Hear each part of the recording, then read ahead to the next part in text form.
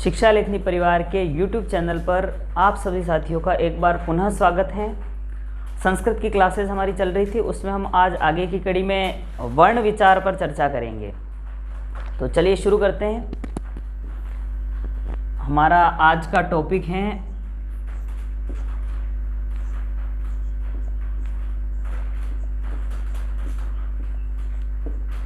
वर्ण विचार। और वर्ण विचार जो शुरू होते हैं वो होते हैं माहेश्वर सूत्रों से। तो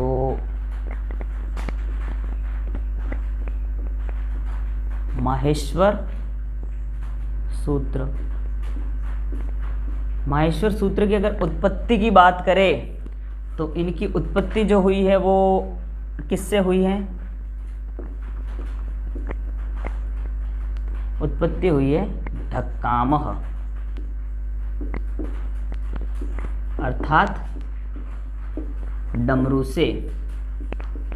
और अगर इनके रचयिता की बात करें हम कि माहेश्वर सूत्र के रचयिता कौन हैं, तो रचयिता हमारे हो जाएंगे महर्षि पाणिनि। ठीक, यहाँ तक बात हुई। अब माहेश्वर सूत्रों की संख्या कितनी है? ये सामान्य से बातें हैं कि माहेश्वर सूत्रों की संख्या कितनी है, तो माहेश्वर सूत्रों की संख्या है 14 माहेश्वर सूत्र माने गए हैं। अब हम शुरू करते हैं। ये उत्पत्ति ढक्कामः या डमरू से हुई है माहेश्वर सूत्रों की। इनके रचयिता पाणिनि हैं। पाणिनि जिन्हें क्या कहते हैं? सूत्रकार। भगवान शंकर ने डमरू बजाया, डमरू से 14 माहेश्वर सूत्रों की उत्पत्ति हुई और उनकी रचना करने वाले थे पाणिनि और संख्या थी 14। यहाँ तक बातें हुई हो तो हम अब बात करें आगे माहेश्वर सूत्रों की।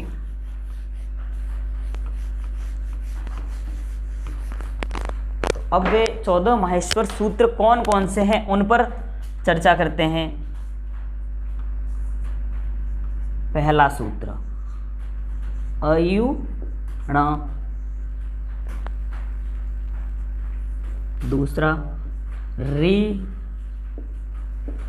ऋक,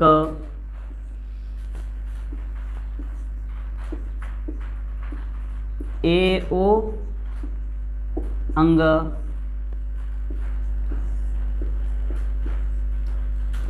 ऐ औ च। नंबर 5 हय वर ट। नंबर 6 लण।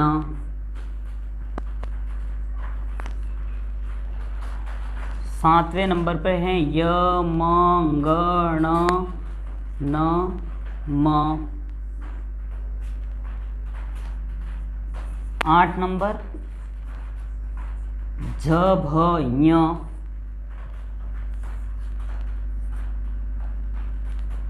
9 नंबर हैं घ ढ ध श। 10 नंबर जब ग ड़ द श। 11 नंबर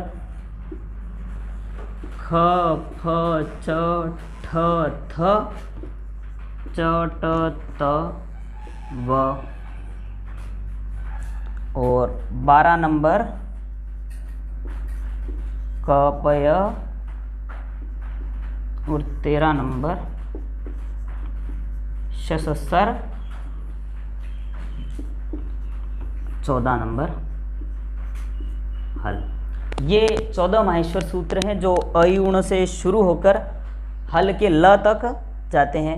अब माहेश्वर सूत्रों के अनुसार एक तो हमें स्वरों की संख्या देखनी है, व्यंजनों की संख्या देखनी है, अंतस्थ वर्णों की संख्या देखनी है और ऊष्म वर्णों की संख्या देखनी है।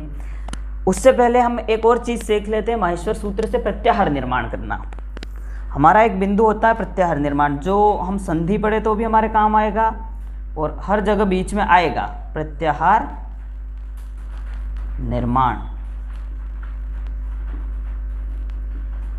बेसिकली प्रत्याहार का मतलब क्या होता है? जिस तरह फूलों को पिरोकर एक माला बनाई जाती है, उसी तरह वर्णों को पिरोकर एक प्रत्याहार बनाया जाता है। हमें 4 से 5 या 10 20 जितने भी वर्ण लेते हैं उन सबको हम शॉर्ट में लिख देते, वही प्रत्याहार है। मान लो कि हमने यहाँ से कह दिया अक प्रत्याहार, हम प्रत्याहार की बात करते, अगर हमने कह दिया अक प्रत्याहार, तो अब अक प्रत्याहार का निर्माण कैसे होगा? हमें अ से शुरू करना और अंतिम क तक जाना है, और बीच में जो भी हलंत वर्ण आए उन्हें छोड़ता जाना है। ये होती है प्रत्याहार निर्माण की प्रक्रिया। मान लो हम अक प्रत्याहार की जब बात करते हैं तो हम कहाँ से शुरू करेंगे? अ से, और जाएंगे कहाँ तक? अंतिम क तक, और बीच में कोई भी हलंत वर्ण अगर आता है, माहेश्वर सूत्रों में अंतिम जो हलंत वर्ण है वो इत्संज्ञक वर्ण कहलाते हैं, जिनका लोप हो जाता है। तो अगर हम अक प्रत्याहार की बात करें तो अ से शुरू करेंगे और अंतिम क तक जाएंगे, और बीच में जो भी हलंत वर्ण आए उन्हें छोड़ते चलेंगे। तो माहेश्वर सूत्रों के अक प्रत्याहार में अ है, ई है, ऊ है, अण हलंत वर्ण है, उसे हमें छोड़ देना है, री और ली और क को छोड़ देना है। तो अक प्रत्याहार में कितने वर्ण आए? 1 2 3 4 5। तो अक प्रत्याहार के वर्ण अगर लिखे हम अ, ई, उ, री और ली, ठीक। तो इसी तरह अगर हमारे कोई दूसरा प्रत्याहार पूछ ले हमसे इक प्रत्याहार पूछ लिया कि इक प्रत्याहार में कौन से वर्ण आएंगे, तो इक प्रत्याहार के लिए हम कहाँ से चलेंगे? ई से चलना शुरू करेंगे और क तक जाएंगे, और बीच में कोई हलंत वर्ण आता है तो उसे छोड़ देंगे। अ लेना नहीं है, ई से शुरू करना है, तो हमने ई, उ, अणा हलंत वर्ण है उसे छोड़ दिया, री और ले और क को छोड़ दिया। तो इक प्रत्याहार के वर्ण कौन से हुए? ई, उ, री और री, ये इक प्रत्याहार के वर्ण हुए। इसी तरह अगर हमसे कह दे वो कि एंग प्रत्याहार के वर्ण, एंग प्रत्याहार में हमें क्या करना है? ए से शुरू करना है और अंतिम जहाँ पे अंग मिल जाए हमें वहाँ तक रुकना है। तो जब हम चलते हैं तो ए मिल गया हमारा, ए, ओ और अंग आ गया। यानी कि एंग प्रत्याहार में कितने? 1 और 2, कितने वर्ण मिले? 2 एंग, ए और ओ, और हमें अंतिम हलंत वर्ण छोड़ते रहना है। तो ये होती है माहेश्वर सूत्रों में प्रत्याहार निर्माण की प्रक्रिया। अब एक बात होती है कि माहेश्वर सूत्रों के अनुसार प्रत्याहारों की संख्या कितनी है। तो लघु सिद्धांत कौमुदी के अनुसार अगर माने तो प्रत्याहारों की संख्या कितनी है? 42, और हमें यही मानना है कि प्रत्याहारों की संख्या कितनी है? 42। तो आज पहली बात तो ये हुई कि माहेश्वर सूत्र, और उसके बाद प्रत्याहार निर्माण। प्रत्याहार निर्माण जब हम संधि पढ़ेंगे, हम सूत्र कहते हैं इको यणची, इक के स्थान पर यण आदेश होगा, तो हमें उस समय इक के वर्ण लाने पड़ेंगे, ई, उ, री। और यण प्रत्याहार वो कहता है तो हमें यण प्रत्याहार ढूंढना पड़ेगा य से लेके अंतिम ण तक। तो उस समय हम य लेंगे, व लेंगे, र और ट को छोड़ ल लेंगे और ण को छोड़ देंगे। तो य, व, र, ल, ये यण प्रत्याहार के वर्ण होते हैं। इसी तरह हमारे प्रत्याहारों का निर्माण चलता जाता है। अगर यहाँ तक बातें हुई हो तो हम आगे बात शुरू करते हैं। प्रत्याहार निर्माण की बात पूरी हुई हमारी।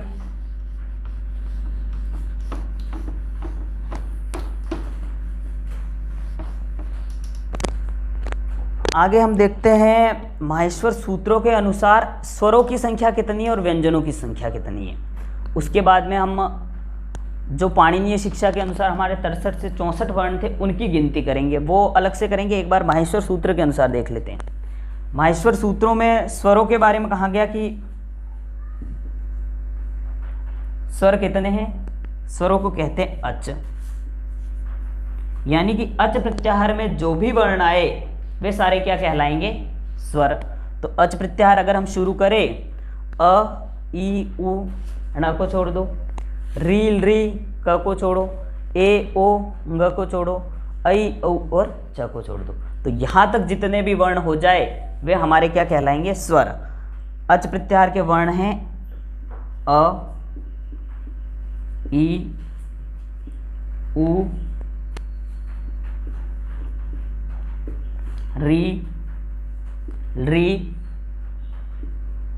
ए, ओ, अंग को बीच में छोड़ दो, ऐ और औ। कितने वर्ण हुए? 1 2 3 4 5 6 7 8 और 9। तो माहेश्वर सूत्रों के अनुसार कितनी संख्या है स्वरों की? 9। ठीक, माहेश्वर सूत्रों के अनुसार स्वरों की संख्या 9। अब व्यंजन अगर गिने तो हल जो है वो व्यंजन कहलाते हैं। ह से शुरू करके अंतिम ल तक हल वर्ण क्या कहलाते? व्यंजन। तो बाकी जो भी सारे बचे 33 व्यंजन कितने हैं? 33।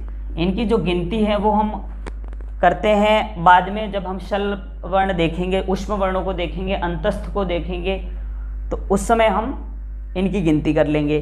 तो एक बार तो माहेश्वर सूत्रों के अनुसार अगर बात करें तो स्वरों की संख्या कितनी है? 9। कौन कौन से? अ, इ, उ, री, ए, ओ, ऐ, औ। और बाकी जो बचे वो सारे व्यंजन है, और व्यंजनों की संख्या माहेश्वर सूत्र में कितनी है? 33। अब इसके अलावा एक बात और देखें कि माहेश्वर सूत्रों में अ से लेके री तक जो स्वर हैं इन्हें तो कहा जाता है मूल स्वर। तो कितने हो गए मूल स्वर? 5। अगर हमसे प्रश्न पूछे कि मूल स्वरों की संख्या कितनी है, तो अ, इ, उ, री और री 5 मूल स्वर हैं। और ए, ओ, ऐ, औ अगर इनकी बात करें हम, 4 जो बचे इन्हें कहते हैं संयुक्त स्वर, क्योंकि ये किसी न किसी के मेल से बने हुए स्वर हैं। तो 4 संयुक्त स्वर हैं, 5 मूल स्वर हैं। माहेश्वर सूत्र में स्वरों की संख्या 9 है, जिनमें से मूल स्वर कितने हैं? 5। कौन कौन से? अ, इ, उ, री और री। और संयुक्त स्वर कितने? ए, ओ, ऐ और औ 9। तो ये बात हुई हमारी। व्यंजनों की संख्या 33 है। अब हम माहेश्वर सूत्रों पे अगर बात हमारी हो जाए, माहेश्वर सूत्रों में वर्ण व्यवस्था देख लो एक बार कि कैसे इन्होंने वर्णों को जमाया हुआ है क्रम में। अ से लेकर अंतिम छ तक जो हो गए वो स्वर हो गए। 4 सूत्रों में इन्होंने स्वर अच प्रत्याहार में सेट कर दिए। अ, इ, उ, री, ए, ओ और ऐ, औ, ये हमारे हो गए स्वर। उसके बाद आप देखो ह, य, व और ट को तो गिनना नहीं है। अंतिम जो हलंत वर्ण है वो सारे इत्संज्ञक वर्ण है, उनका लोप हो जाता है, उनका कोई महत्व नहीं है बीच में। तो अगर बात हम करें ह, य, व, र और ल, इनमें से ह को नहीं गिन के हम य, व, र, ल को गिनते हैं, तो ये हमारे कहलाते हैं अंतस्थ वर्ण। और उसके बाद य, म, ङ, ण, न, ये जो 5 वर्ण हैं इनको अगर हम वर्गों में देखें हमारे, क वर्ग का 5वां वर्ण क, ख, ग, घ, ङ, च वर्ग का 5वां वर्ण च, च, ज, झ, ञ, ट वर्ग का ट, ठ, ड, ढ, ण, त, थ, द, ध, न और प, फ, ब, भ, म। तो 5 जो वर्ग हैं उनके 5वें वर्ण कहाँ रख दिए इन्होंने? यहाँ पर। उसके बाद आगे चलो, झ जो है वो च वर्ग का 4था वर्ण है, भ जो है वो प वर्ग का 4था वर्ण है, और घ क वर्ग का 4था, ढ ट वर्ग का 4था और ध जो है वो त वर्ग का। तो वर्गों के चौथे वर्ण कहाँ तक रख दिए? यहाँ से लेके यहाँ तक चौथे वर्ण। उसके बाद में ज, ब, ग, ड़, द, ये 5 वर्ण हो गए तीसरे वर्ण। च वर्ग का ज हो जाएगा, प वर्ग का ब हो जाएगा। तो इस तरह ये 5 कौन से हो गए? तीसरे वर्ण वर्गों के। उसके बाद ख, फ, च, ठ और थ, इन 5 वर्णों को अगर हम देखें तो ख, फ, च, ठ और थ ये दूसरे वर्ण हो गए वर्गों के। क, ख, प और फ, च, ट, ठ और त, थ। उसके बाद देखिए च, ट, त और क, प, ये वर्गों के पहले वर्ण हो गए।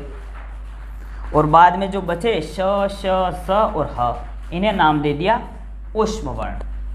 तो ये बातें माहेश्वर सूत्रों में इन्होंने वर्ण व्यवस्था कैसी कर रखी है, वर्णों को किस प्रकार सजा रखा है, ये हमने देख लिया कि पहले सारे स्वर ले लिए, उसके बाद वर्गों के 5वें वर्ण लिए, उसके बाद चौथे वर्ण लिए, उसके बाद तीसरों के ले लिया, अब उसके बाद दूसरे वर्ण लिए, और उसके बाद पहले वर्ण, और अंत में रख लिया ऊष्म वर्ण।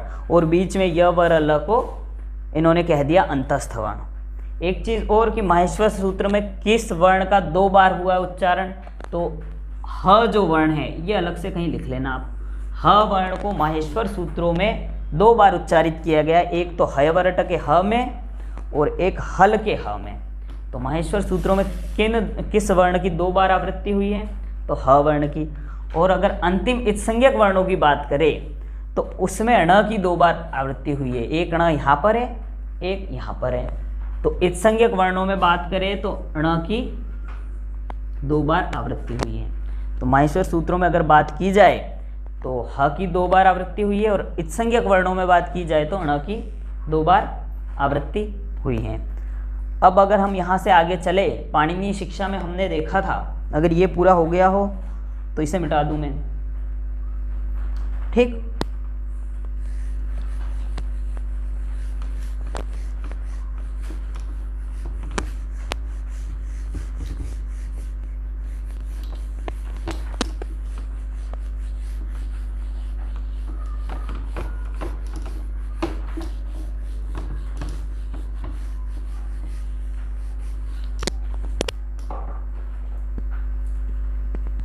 अब पाणिनीय शिक्षा की बात करें तो पाणिनीय शिक्षा में हमने वहाँ लिख के आए थे हम कि पाणिनीय शिक्षा में वर्णों की संख्या कितनी है।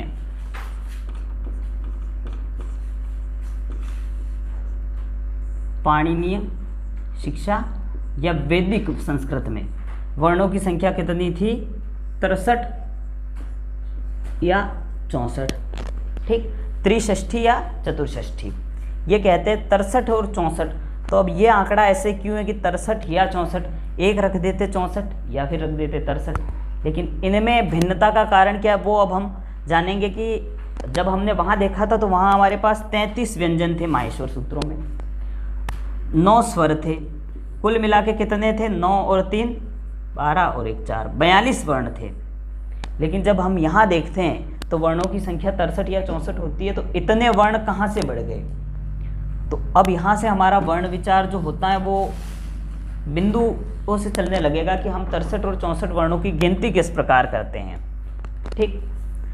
तो शुरू करें। अब यहाँ पर पहला बिंदु हम ले लेते स्वर, ठीक। स्वर, माहेश्वर सूत्र के अनुसार स्वरों की संख्या कितनी थी हमारे? 9। यहाँ हमने स्वरों को बांट दिया 3 भागों में, स्वरों को बांट दिया 3 भागों में, ह्रस्व, दीर्घ और प्लूत। ह्रस्व, दीर्घ और प्लूत, ठीक। स्वरों को बांट दिया 3 भागों में, ह्रस्व, दीर्घ और प्लूत। अगर ह्रस्व स्वरों की हम बात करें तो हम शुरू करते हैं अ, ई, उ और री और री। ये जो 5 स्वर हैं हमारे, ये जो है वो ह्रस्व स्वर हैं जिनका दीर्घ नहीं होता। ये ह्रस्व स्वर हैं जो दीर्घ होंगे। तो अ, ई, उ और री, री 5 कौन से हो गए? ह्रस्व स्वर। जो मूल स्वर थे वही 5 जो है वो ह्रस्व स्वर हैं। दीर्घ में गिने तो अ का दीर्घ होता है आ, ई का दीर्घ होता है ई, उ का दीर्घ होता है और री का दीर्घ होता है। री का दीर्घ नहीं होता है, तो इस कारण हम री को दीर्घ में नहीं गिनते। और इसके बाद में जो माहेश्वर सूत्र के स्वर बचे थे ए, ओ,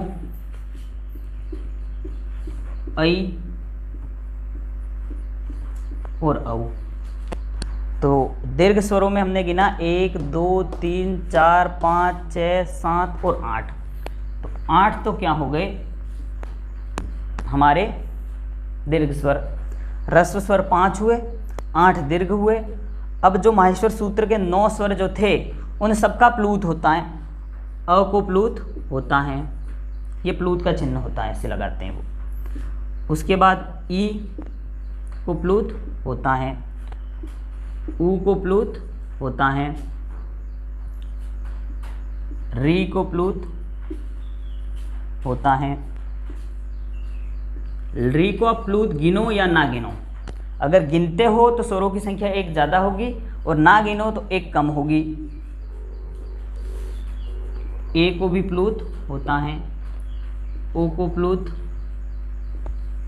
होता है और ऐ प्लूत और औ प्लूत। तो ये कौन से स्वर हो गए?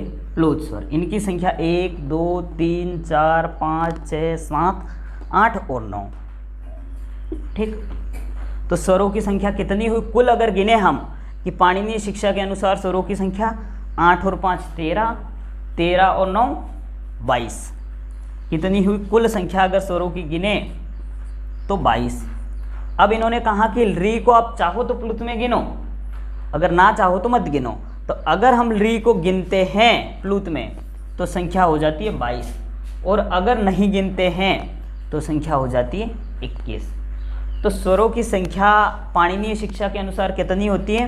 22 या 21, 21 या 22 जो भी आपको हो। क्यों? 5 जो है वो ह्रस्व स्वर हैं, दीर्घ स्वर 8 हैं। अब ये सीधा सा प्रश्न है कि दीर्घ स्वरों में किसकी गिनती नहीं होती? तो अ का भी दीर्घ होता है, ई का दीर्घ, ऊ का दीर्घ, री का दीर्घ, और री का दीर्घ नहीं होता है, री के दीर्घ का अभाव होता है।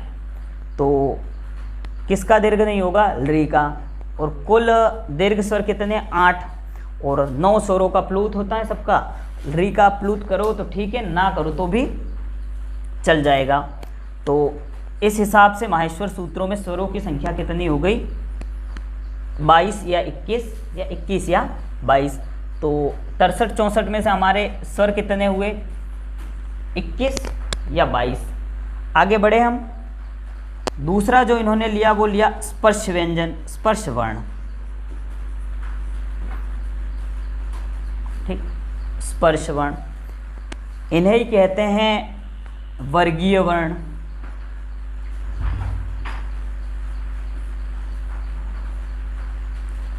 इन्हें ही कहते हैं वर्गीय वर्ण, और इन्हें ही कहते हैं उदित वर्ण। ये इनके अलग अलग नाम है कि उदित वर्णों की संख्या कितनी है, वर्गीय वर्णों की संख्या कितनी है, स्पर्श वर्णों की संख्या कितनी है। वर्गीय इसलिए कहते हैं क्योंकि ये वर्गों में विभक्त होते हैं। तो इनको 5 वर्गों में बांटा। पहला वर्ग क वर्ग। क वर्ग में कितने वर्ण? 5, क, ख, ग, घ और अंग। ठीक, उसके बाद में दूसरा च वर्ग।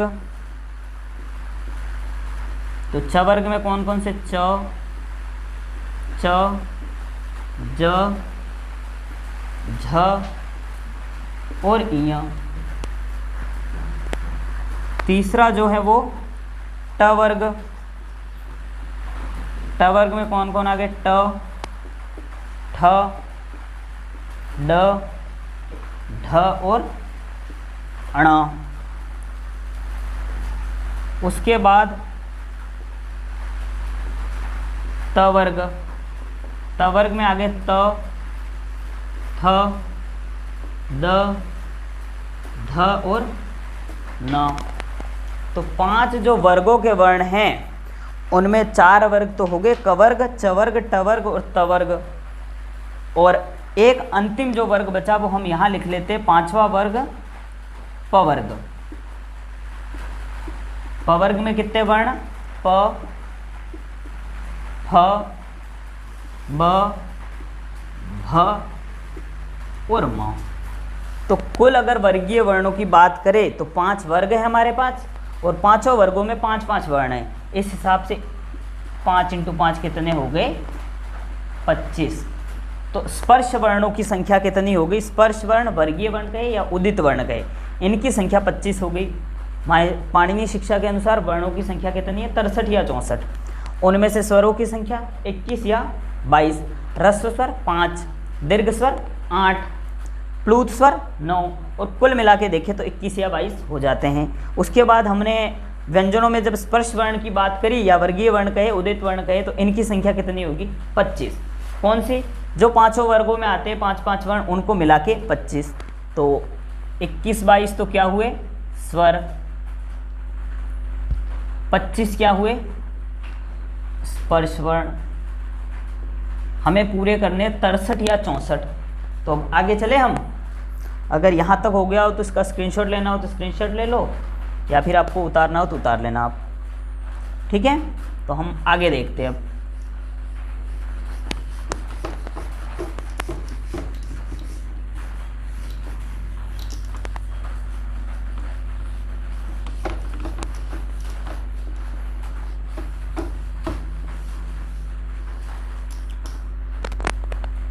आगे बात करें हम तो हमारे तीसरे नंबर के वर्ण अंतस्थ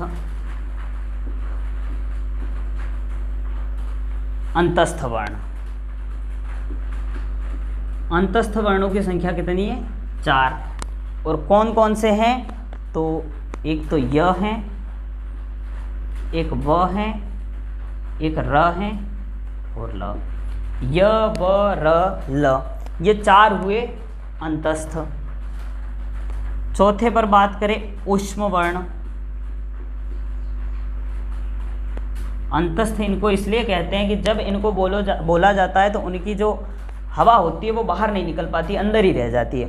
और ऊष्म वर्ण में ऊष्म हवा बाहर निकलती है, इस कारण ऊष्म कहा जाता है। और ऊष्म वर्णों की संख्या कितनी है? 4। कौन कौन से? श, श, स और ह। तो 4 तो हुए अंतस्थ, 4 हुए ऊष्म। तो कुल कितने हुए? यहाँ पर 8 और जुड़ गए। 25 हमारे स्पर्श वर्ण थे, 21 या 22 स्वर थे। अगर इस हिसाब से हम गिने तो 25 और कितने हो गए? ये 45 और 46 या 47 वर्ण हुए। उसके बाद 8 इनको जोड़ो और आगे हम पूरे करने हमें 63 या 64।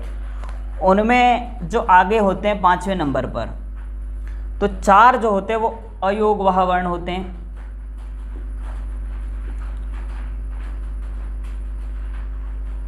अयोगवाह वर्ण, जिनकी ना स्वरों में गिनती हो ना व्यंजनों में गिनती है, अयोगवाह कहते हैं उनको। उनकी संख्या होती है 4। और उनमें कौन कौन से 4 होते हैं? तो एक तो होता है अनुस्वार, ये वाला जिसके ऊपर बिंदी लगती है। दूसरा होता है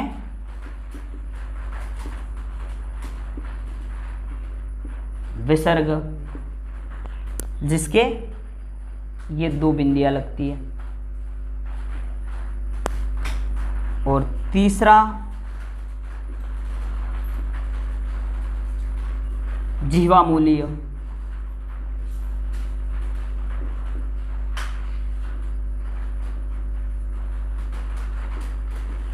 जीवामूलीय कहते हैं जब क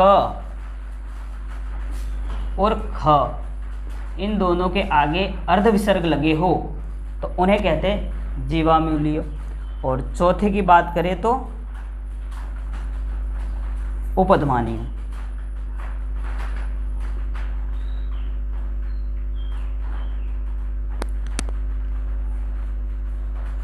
उपध्मानीय वर्ण ये कौन से होते? प एक तो ये वाला और फ, प और फ, इन्हें कहते हैं उपध्मानीय वर्ण। तो कुल 4 हुए हमारे अयोगवाह, अनुस्वार, विसर्ग, जीवामूली और उपध्मानीय। 4 अंतस्थ, 4 ऊष्म और 4 अयोगवाह। तो ये कितने हो गए? 12 वर्ण और जुड़े। अगर इनको जोड़े 25 और 12 37, 37 और 22 जोड़ दो 39 और 49 और 59, तो कुल 59 हुए। अभी हमें घट कितने रहे? 5 वर्ण। तो वो 5 वर्ण और कौन से होते हैं? छठे नंबर पर रखते हैं हम यम वर्णों का। यम वर्ण, और यम वर्णों की संख्या होती है 4। यम वर्णों को लौकिक संस्कृत में नहीं गिना जाता, इन्हें सिर्फ वैदिक संस्कृत में गिना जाता था। और ये यम वर्ण कौन कौन से? एक तो हैं कुम, दूसरा है खुम, तीसरा है गुम और चौथा है घुम। ये 4 जो हैं यम वर्ण हैं। इसे वैदिक संस्कृत में लिखते थे कक क, इसे लिखते थे ख और ख, गुम को लिखते थे ग और ग, और इसे लिखते थे घ और घ। ठीक, तो ये क्या होते हैं? यम वर्ण। यम वर्णों का बाकी ना उच्चारण में हमारे बात आएगी, कहीं भी नहीं आएगी। अगर उच्चारण की दृष्टि से देखा जाए तो यम वर्णों का उच्चारण होता है नासिका, वो बात हम यही ध्यान रख लेते हैं। 4 और जुड़ गए, जो 59 थे वो हो गए 63। और एक अंतिम जो होता है वो होता है दुह स्पष्ट वर्ण। ये एकमात्र होता है, ये होता है ड़, जो ऐसे लिखते हैं, ये होता है दुस्पष्ट। अब अगर हम बात करें तो हमारे कितने 63 या 64 वर्ण पूरे हो जाएंगे, 25 स्पर्श हो जाएंगे, 4 अंतस्थ 29, 4 ऊष्म 33, अयोगवाह 4, तो 33 और 4 37, 37 और यम वर्ण 4 41 और एक दुस्पष्ट 42, तो ये हो गए। और स्वरों की संख्या अगर हम 21 गिने तो 2 और 1 3, 4 और 2 6, तो 63 हो जाएगी। अगर इसे ही हम 42 और स्वरों की संख्या 22 गिने तो ये हो जाएगी 64। तो इस कारण होते हैं पाणिनीय शिक्षा में 63 या 64 वर्ण। तो आज हमारा ये वर्ण विचार हुआ कि वर्णों को किस प्रकार इन्होंने बांटा है। पहले स्वर ले लिए, स्वरों को 3 भागों में बांटा, ह्रस्व दीर्घ प्लूत। उसके बाद स्पर्श वर्ण रख लिए 25, अंतस्थ वर्ण 4, ऊष्म 4, अयोगवाह 4 और यम वर्ण 4 और दुस्पष्ट वर्ण कितने हो गए 1। तो ये कुल मिलाकर इन्होंने गिनती कर ली 63 या 64। हमारे प्रश्न ये बनते हैं कि ऊष्म वर्ण कौन से हैं, अंतस्थ वर्ण कौन से हैं। तो ये सारी चीज़ें हमारे प्रश्नों में बनती है कि अंतस्थ वर्णों में किस वर्ण की गिनती नहीं होती, तो य व र ल ये अंतस्थ वर्ण होते हैं, ऊष्म वर्ण श श स ह। तो इस प्रकार कुल मिलाकर इन्होंने कर दिए 63 या 64 वर्ण। अब अगर हम दो चीज़ों के देखें, माहेश्वर सूत्रों के अनुसार स्वरों की संख्या देखें तो हमारे हो जाएगी 9, व्यंजनों की संख्या देखें तो 33। अगर यहाँ हम स्वरों की संख्या देखें तो 21 या 22, व्यंजनों की संख्या यहाँ भी 33 ही गिनी जाएगी। 4 और 4 8 ये होते हैं और 25 स्पर्श वर्ण। लेकिन यहाँ अलग अलग पूछता है कि स्पर्श वर्णों की संख्या कितनी होती है, तो 25 होती है। उदित वर्णों की संख्या कितनी होती है, 25 होती है। वर्गीय वर्णों की संख्या पूछे तो 25 होती है। वो सारे एक ही नाम है। अंतस्थ 4 होते हैं, ऊष्म 4 होते, अयोगवाह 4 होते। कौन कौन से, अनुस्वार होता है, विसर्ग होता है, जीवामूली होता है, उपध्मानीय होता है। तो ये 4 होते हैं। जीवामूली क्या होते, क और ख के आगे अगर आधे विसर्ग समान आकृतियाँ दिखे हमें तो वो हमारी जीवामूलीय कहलाएगी। प और फ के आगे अगर आधे विसर्ग के समान आकृतियाँ दिखे तो उपध्मानीय कहलाएगी। यम वर्ण कुम खुम गुम और घुम, ये 4 होती हैं। दुस्पष्ट वर्ण 1 होता ड़। ठीक, तो 63 64 होने के पीछे का कारण ये है कि जब हम स्वरों को 21 गिने तो ये 63 हो जाएंगे, जब स्वरों को 22 गिने तो ये हो जाएंगे 64। और ऐसा इसलिए करते हैं कि एक हमारा स्वर है लृ, हम पहले भी बात कर चुके हैं, फिर बता रहा हूँ कि लृ जो होता है उसको हम अगर ह्रस्व दीर्घ तो होता नहीं है लृ का, ह्रस्व में गिना जाता है। और प्लूत में अगर हम चाहे तो गिने, हम ना चाहे तो ना गिने। अगर हम गिनते हैं तो स्वरों की संख्या 22 हो जाएगी और ना गिने ऐसी कंडीशन में हमारे स्वरों की संख्या 21 हो जाएगी। तो वर्ण विचार इस प्रकार हमारा पूरा हुआ। ये अगर किसी को स्क्रीनशॉट लेना हो तो ले लो। और आगे की क्लास हम उच्चारण स्थान की करेंगे। तो आज हम यहाँ तक ही पढ़ते हैं। अगर आप लोगों को वीडियो पसंद आया हो, हमारा कंटेंट पसंद आया हो, तो हमारे चैनल को सब्सक्राइब करें, वीडियो को लाइक करें, शेयर करें, कमेंट करें।